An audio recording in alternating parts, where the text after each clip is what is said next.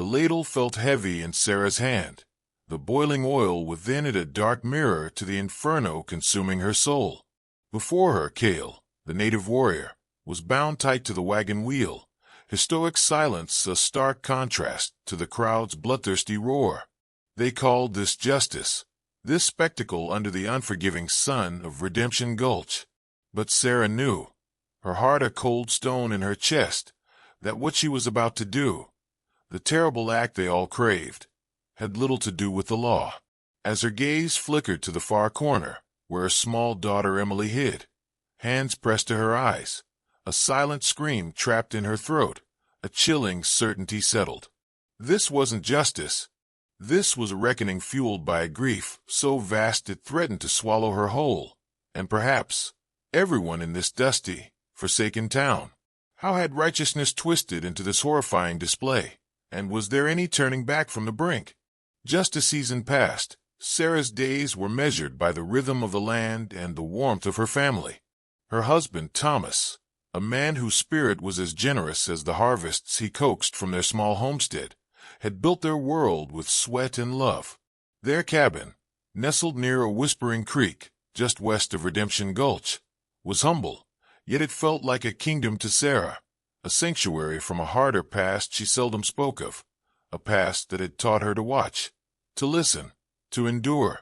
It had etched a quiet resilience deep within her, a strength Thomas had cherished. Emily, their daughter, was the sunshine in their lives, her laughter echoing Thomas's own easy joy, her bright curiosity a daily wonder. Sarah would watch them, Thomas patiently teaching Emily the ways of the earth, and a fragile peace would settle over her. She knew the frontier was a fickle beast, offering bounty with one hand while holding threat in the other. She saw it in the wary eyes of traders in Redemption Gulch, felt it in the unspoken tensions between settlers and the native tribes whose lands bordered theirs. Thomas, ever the optimist, believed in the good of most men. He'd often say, "Sarah, fear only breeds more fear. Kindness is the only true currency out here." She prayed he was right, even as her own instincts, honed by experience, kept her vigilant, her gaze often sweeping the vast, indifferent horizon. The end of that peace came with the sudden, savage violence of a cornered wolf. Sarah had been inside the cabin, the late afternoon light painting stripes across the rough-hewn floorboards, Emily's contented humming a soft counterpoint to the stitch of her needle. Thomas was overdue from checking his trap lines along the river. A familiar unease, a sixth sense she'd learned to trust, began to prickle at her. Then a sound shattered the quiet, not a coyote's cry, nor the rustle of deer, but a choked human gasp, followed by the sickening thud of a body falling. Sarah moved before she thought, the rifle in her hands almost an extension of her will. "Emily," she called, her voice tight. "Keep to the cabin, child. Do not move." She found Thomas by the dense willow brake, not 50 yards from their door. The scene was a horror. Arrows, their fletching a design she recognized as belonging to the nearby Anpeo tribe, bristled from his chest and side. His knife lay beside him, its blade dark with his own blood and that of another. He was still breathing, shallow, ragged gasps. Sarah fell to her knees, her mind a maelstrom of disbelief and terror, her hands, slick with his blood, trying desperately to stem the flow. He looked at her, his eyes wide with pain and a terrible, dawning surprise, and tried to speak, but only a bloody gurgle escaped. He squeezed her hand, a fleeting pressure, then his gaze went distant, empty. The world around Sarah went silent gray.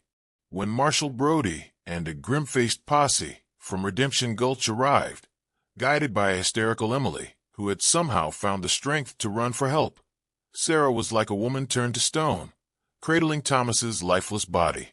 Brody, a man whose presence filled any room, his authority unquestioned, surveyed the scene. His jaw was set, his eyes cold as a winter river. "Indians," he pronounced, his voice booming with certainty, leaving no space for doubt. "Same one's been restless up north, getting bolder." He nudged a broken arrow shaft with his boot. "This is their mark. No question." The townsman behind him muttered, their faces hardening with fear and a rising anger. Sarah, lost in a fog of grief, so profound it felt like drowning, could only register the words, "Arrows. The Anpeo." It had to be. What other explanation could there be for such senseless brutality? The Marshal's declaration offered a terrible kind of clarity. Her Thomas was gone, murdered, and the frontier, once a place of promise, now felt like a hunting ground. A single, burning question began to sear through her numbness. Who would answer for this? The days that followed were a suffocating miasma of sorrow that slowly curdled into a potent rage. Redemption Gulch, already on edge from scattered reports of unrest, ignited. Marshal Brody became the voice of their collective fury, his speeches in the town's only saloon painting the Anpeo tribe as treacherous savages. He spoke of swift retribution, of an example that needed to be made. "We cannot," he'd thunder, his fist striking the bar, "let them believe they can prey on us without consequence. An attack on one is an attack on all." The men, fueled by whiskey and fear, roared their assent. Sarah listened, the raw wound of Thomas's death throbbing with every word. Justice, revenge. The lines blurred until they were one and the same in her shattered heart. Kael, a young Anpeo warrior known for his proud demeanor during infrequent trade visits to the town, quickly became the target of this festering anger. Brody declared Kael's band responsible, citing tracks he alone seemed able to decipher and rumors only he seemed privy to. Sarah, desperate for an object for her unbearable pain, clung to Brody's narrative. Yet, amidst the storm of her emotions, tiny shards of unease began to surface. Emily, usually a chatterbox, had grown unnervingly quiet, her eyes reflecting a fear deeper than just the loss of her father. One evening, as Sarah stared into the dying embers of their hearth, Emily whispered, "Mama, Papa, was he shouting before the bad men?" Sarah had frowned, attributing it to the child's trauma. Shouting? With whom would he shout before an ambush? Then there was Brody himself. His grief seemed performative, his pursuit of the Anpeo almost zealous, a glint in his eye that felt less like sorrow and more like anticipation. She noticed him in close conversation with two hard-bitten strangers who had recently drifted into town, men whose eyes never settled, whose gun belts were worn with a practiced ease. One, a hulking figure with a jagged scar cleaving his cheek, seemed to become Brody's constant shadow. Sarah saw this scarred man once, near the edge of her property. His gaze lingering on the fertile strip of land by the river Thomas had so prized. When their eyes met, he'd offered a cold, thin smile and sauntered off. A chill, quite separate from her grief, traced its way down her spine. Brody's deputies, supposedly scouting for Kael's war party, seemed to be more interested in mapping the terrain around her homestead than in tracking fugitives. Her old, buried instincts, the ones that had kept her alive before Thomas, began to stir, a faint whisper of caution beneath the roaring fire of her need for vengeance. She started to watch more closely, her quiet demeanor a shield for her increasingly sharp observations. The news of Kael's capture struck Redemption Gulch like a bolt of lightning. He wasn't taken in a skirmish, or found with stolen goods. Brody's men, the scarred drifter prominent among them, had found him alone near the crumbling mission ruins, tending a lame horse. They dragged him into town, bound and bloodied, his defiance a palpable force despite his injuries. The townsfolk erupted. "Murderer!" they screamed. "Hang the savage!" cried another. Marshal Brody stood on the steps of his office, a figure of grim triumph. "We have him, folks," he announced, his voice cutting through the angry clamor.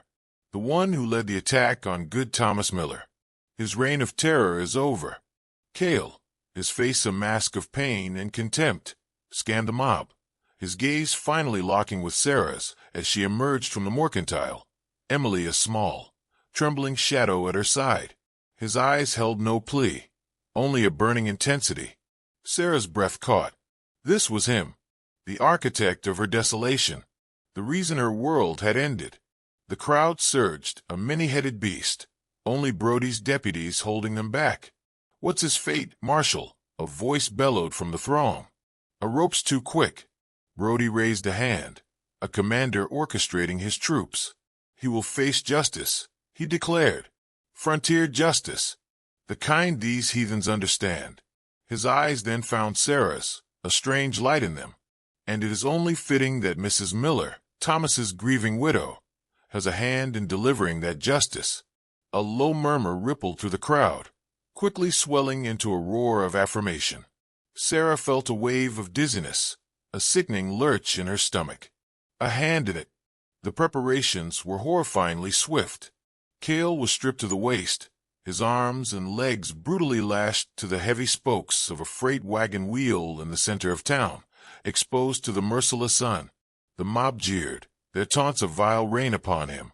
Kael endured it all with a stoicism that seemed to fuel their fury further. Emily was crying softly, trying to bury her face in Sarah's dress. Sarah gently guided her to the partial concealment of an alleyway. "Stay here, little one," she whispered, her own voice hoarse. "Do not watch." But she knew the child would. Brody approached, a heavy iron kettle in one hand, a long-handled ladle in the other. The kettle steamed, an acrid smell rising from it. "Boiling oil. The old ways," Brody said, his voice a low growl meant for her ears alone. "Sometimes they are the most fitting. Make him understand a fraction of Thomas's suffering, a fraction of yours." He pressed the ladle into Sarah's unresisting hand. The metal was searingly hot, even through the rag wrapped around its handle. She stared at it, then at Kael. His eyes were closed now, his body rigid with anticipated agony. The crowd was a single, pulsating entity, chanting her name, demanding action. "Do it, Sarah. Make him pay for Thomas." Her hand, the one holding the ladle, began to tremble. This was for Thomas. This was the justice he deserved. She took a shuddering breath, dipped the ladle into the viscous, shimmering oil, and stepped forward. As she neared Kael, his eyes snapped open, meeting hers. There was pain, yes, but beneath it, an unnerving flicker of something she couldn't name. Was it disdain? Or a strange, profound pity? It threw her off balance. She raised the ladle, the image of Thomas, gasping his last breath in her arms, consuming her vision. With a strangled cry, a sound torn from the depths of her ravaged soul, she tilted her wrist. The scalding oil streamed down, hitting Kael's exposed leg.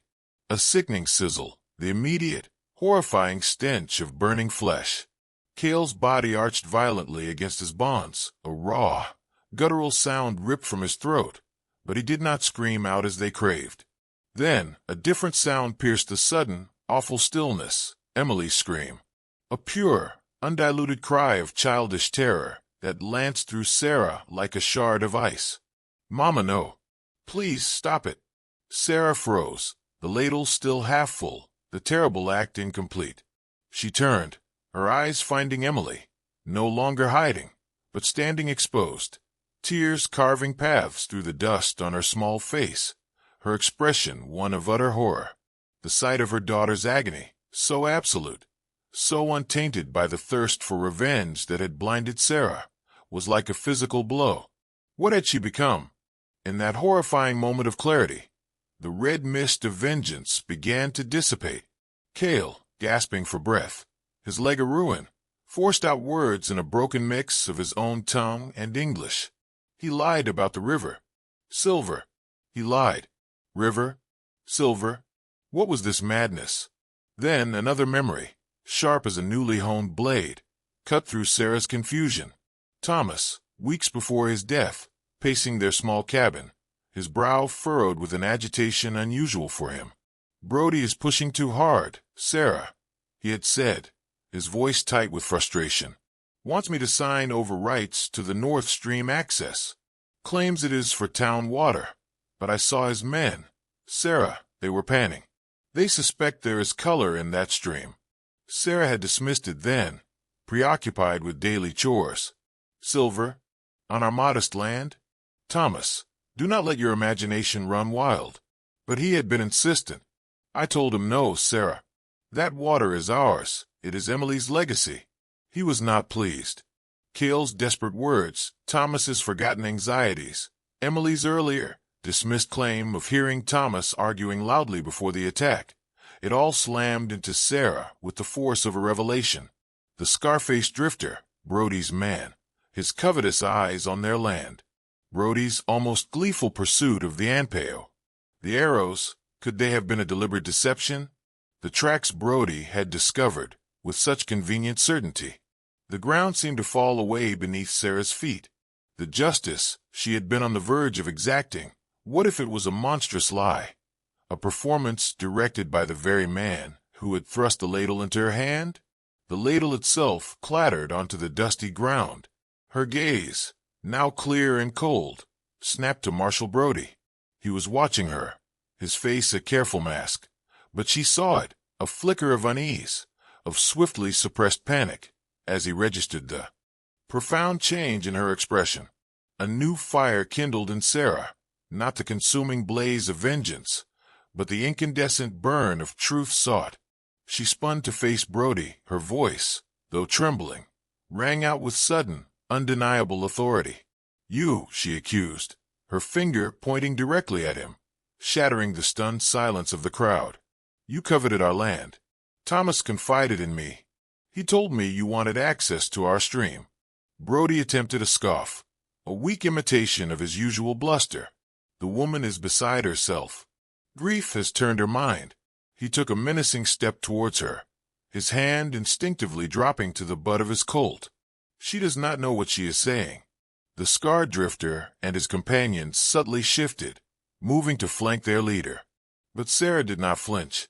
"He refused to sign your papers, did he not? He told you no." Her voice gained strength, amplified by a dawning, terrible certainty. "So you had him killed. You and these hired butchers. You murdered my husband and orchestrated this entire charade to blame innocent men." A collective gasp rippled through the onlookers. Disbelief warred with a dawning suspicion on their faces. They looked from Brody to Sarah, then to the tormented Kael. "This is a preposterous accusation, Sarah," Brody managed, his voice a low snarl. "You have not a shred of proof."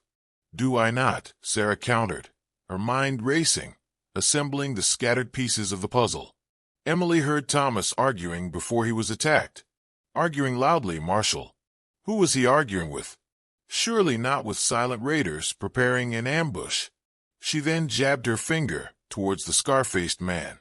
"And you. I saw you. Days after Thomas was laid to rest.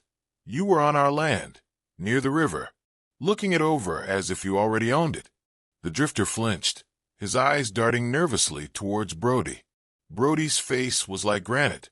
"She is mad," he roared, trying to regain control of the narrative. "This savage," he gestured dismissively at Kael, "has poisoned her mind with his lies to save his own worthless hide." But Kael, summoning strength from some deep well of endurance, spoke again, his voice raspy but clear enough for those nearby to hear. Brody came to our village weeks ago, offered blankets, trinkets, for Anpeo to move away from this valley. Said settlers angry. He told us stay clear of Miller's land. He knew. This was a damning revelation. Brody attempting to displace the tribe before Thomas's murder? It contradicted everything he had claimed about a sudden, unprovoked Anpeo attack. A few of the more thoughtful townsmen, those who had known Thomas to be fair in his dealings with the Anpeo, began to regard Brody with open suspicion. The burly blacksmith, who had been so vocal in demanding Kael's death, slowly uncurled his fists, his brow furrowed in deep consternation. "Marshal," he rumbled, his voice heavy with unease. "What is Kael speaking of? You led us to believe they struck without any warning." Brody's composure was visibly cracking. Sweat beaded on his forehead. "He is lying. They are all consummate liars," he bellowed, but the conviction had bled from his tone. Sarah then remembered another detail, a small thing, overlooked in the initial horror of finding Thomas. One of the arrows embedded in his body. Its fletching had been slightly different from the others, the sinew binding looser, the feather shades subtly off. At the time, Numb with shock, she hadn't processed its significance. But she knew the Anpeo were skilled artisans, their craftsmanship meticulous.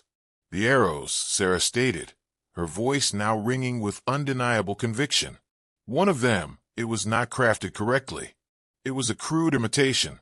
Her eyes, like chips of ice, fixed on the scar-faced drifter, almost as if someone had fashioned it hastily, to plant as evidence. The drifter recoiled as if struck, his gaze flying to Brody in a silent, desperate appeal. That fleeting, panicked exchange was all Sarah needed. You dispatched your men, did you not, Brody? To coerce Thomas, or to silence him when he refused. And when he resisted, when he fought for his life and his land, you murdered him and arranged this elaborate deception to point the finger at Kael and his people. The unvarnished, brutal truth hung heavy in the oppressive air. The crowd was utterly still, their faces a mixture of shock and dawning comprehension. The balance of power had irrevocably shifted. This was no longer about a grieving widow and a savage murderer. This was about a woman, armed with a terrible truth, standing against a corrupt authority whose lies were unraveling with every passing second. The silence that followed was profound, broken only by Kael's labored breathing and Emily's quiet sniffles. Marshal Brody stood exposed, his face contorted in a rictus of disbelief and impotent rage. His eyes, like those of a cornered animal, darted from Sarah's accusing gaze to Kael's suffering form, and then to the faces in the crowd, faces that now reflected not bloodlust, but a chilling, dawning comprehension. This is utter madness, he finally choked out, his voice hoarse. She is a distraught woman, spinning wild tales. He took another desperate step, his hand now fully gripping his holstered weapon. And you are all fools to heed her words, and those of this murdering savage. The scarred drifter and his companion mirrored his posture, their own hands hovering near their guns. A tense, fragile moment hung in the balance. But the townsfolk were no longer a mindless entity. They were individuals, their expressions hardening with suspicion, some with a sickening realization of how easily they had been manipulated. They had been so certain, so eager for vengeance. Now, Sarah's fierce conviction, the chilling logic of her accusations, and Kael's pain corroborations were painting a vastly different, far more sinister picture. Proof, you demand proof, Sarah challenged, her voice unwavering. Her gaze swept the crowd and settled on a stooped figure near the back. Old man Hemlock, the town's retired and widely respected assayer. Mr. Hemlock, she called out, you saw the documents Marshal Brody presented to my Thomas, the ones concerning the North Stream access. Thomas told me he sought your counsel on the matter. Every eye in the square turned towards the elderly man. Hemlock, looking deeply uncomfortable but resolute, met Brody's furious glare with a steady, unflinching one of his own. Aye, he affirmed, his raspy voice carrying clearly in the sudden hush. I saw them papers. And they weren't just for town irrigation, Marshal. They granted you, or rather, the holder of said papers, full mineral rights. Mineral rights to that entire northern parcel of the Miller homestead. A collective gasp escaped the crowd. Mineral rights. Silver. Kael's earlier, desperate whispers now resonated with undeniable clarity. Brody's face became ashen. He is an old dotard, he stammered, his bravado gone. He misremembers. I recall what I saw. Arthur Brody. Hemlock retorted, his use of the Marshal's first name a stinging rebuke. And I warned Thomas then and there. That business smelled fouler than a week-old carcass. Suddenly, Emily, who had edged closer, her initial terror now replaced by a child's unwavering sense of justice, lifted a small, trembling finger and pointed directly at the scar-faced drifter. That man, she declared, her voice surprisingly clear and strong. I saw him. The day Papa did not return. He was washing his hands in our creek. Further upstream, his boots were caked in mud, and there was something dark, like old blood, on the cuff of his shirt. The drifter froze, his one good eye widening in genuine shock. He had not seen the child that day. He had believed himself unobserved. It was the final, damning piece of the puzzle. The meticulously constructed edifice of Brody's lies crumbled into dust. Cornered and desperate, Brody made his final, foolish move. He drew his pistol, not aiming at Sarah, but swinging it towards the helpless Kael. "This ends now," he shrieked. "He is the murderer." But before he could fire, the blacksmith, his face a mask of grim realization and profound shame, lunged forward with surprising speed. His powerful, calloused hands clamped onto Brody's gun arm like a vice. "No, Marshal," he growled, his voice thick with disgust. "I believe the killing is quite finished." The Scarface drifter and his accomplice hesitated, their eyes flicking towards the crowd, which was no longer a source of support, but a silent, accusing mass. They were hopelessly outnumbered. Slowly, reluctantly, they raised their hands in surrender. Several townsmen moved quickly to disarm them. The confrontation was over, not in a hail of bullets, but under the crushing weight of exposed deceit. Sarah rushed to Kael's side, the memory of her own violent act moments before, a burning brand of shame on her conscience. I am so profoundly sorry," she whispered, her fingers fumbling with the coarse ropes that bound him. "We were so wrong. I was so wrong." Kael looked at her, his eyes clouded with pain, but the earlier contempt had vanished. He offered a slight, almost imperceptible nod, a flicker of exhausted understanding in his gaze. Justice, it appeared, had finally, tortuously, found its way to Redemption Gulch. A heavy quiet descended upon Redemption Gulch in the days that followed, the silence of a community grappling with its own culpability. Marshal Brody and his two accomplices were secured in the town's cramped jail, awaiting the arrival of the circuit judge from the territorial capital. The townsfolk, their earlier fury replaced by a sober shame, moved with a subdued diligence. Several men, led by the contrite blacksmith, carefully worked to free Kael from the wagon wheel. His burned leg was a grievous sight. Sarah, her face etched with a remorse that went bone deep, tore strips from her own petticoat, her hands, though trembling, working with a desperate tenderness to fashion crude bandages. It was a small, inadequate gesture, a penance for her own blindness.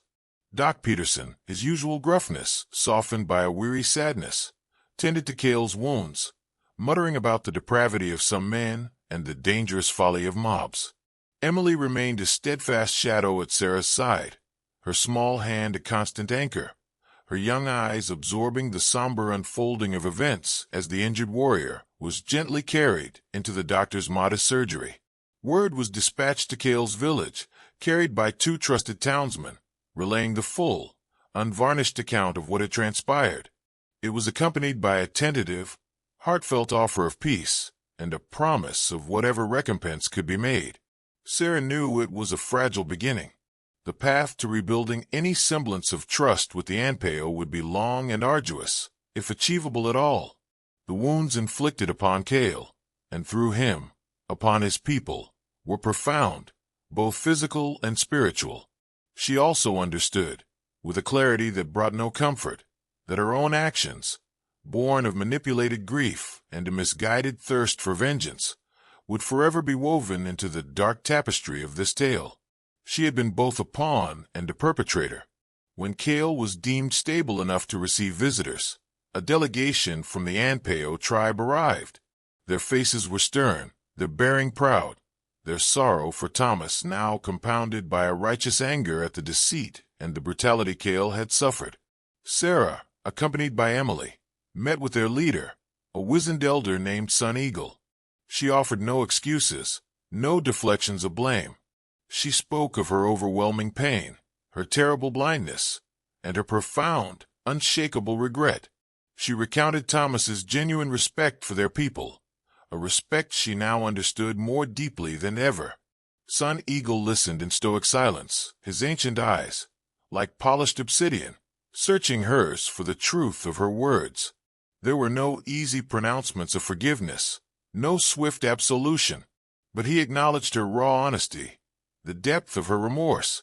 A fragile, uneasy truce was forged, built upon the shared imperative to see true justice served upon Arthur Brody. In the ensuing weeks, as Redemption Gulch held its breath awaiting the circuit judge, Sarah poured her grief and her guilt into the unyielding earth of her homestead. Emily worked alongside her, their shared labor a silent testament to their resilience. The work was a balm, a way to reclaim a sense of purpose in a world that had been irrevocably altered. She had to rebuild, not just the physical remnants of her life, but her own moral compass, for herself, and more importantly, for her daughter. She needed Emily to understand that even from the deepest shadows of error and despair, one could always choose a path towards the light, towards truth, however painful that path might be. She would never erase the horror of that day, the weight of the ladle, the acrid scent of burning flesh, the echo of Emily's terrified scream.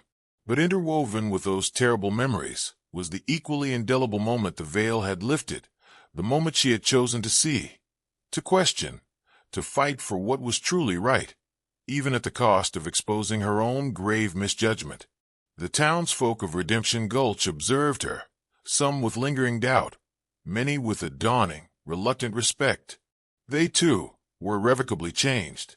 They had stared into the abyss of mob mentality, had seen how easily fear and hatred could be manipulated. The frontier was an unforgiving teacher, its lessons often etched in blood and sorrow. Justice, they were slowly, painfully learning, was not always a loud, triumphant cry. Sometimes it was a quiet, arduous reckoning, a hard-won truth that demanded immense courage, profound humility, and the enduring strength to confront one's own fallibility. Sarah Miller, in her flawed, desperate journey, had shown them that, and in doing so, she began, one sunrise at a time, to carve out her own path towards a different, more resilient kind of peace, a peace built not on the shifting sands of vengeance, but on the bedrock of a truth she had so nearly helped to destroy.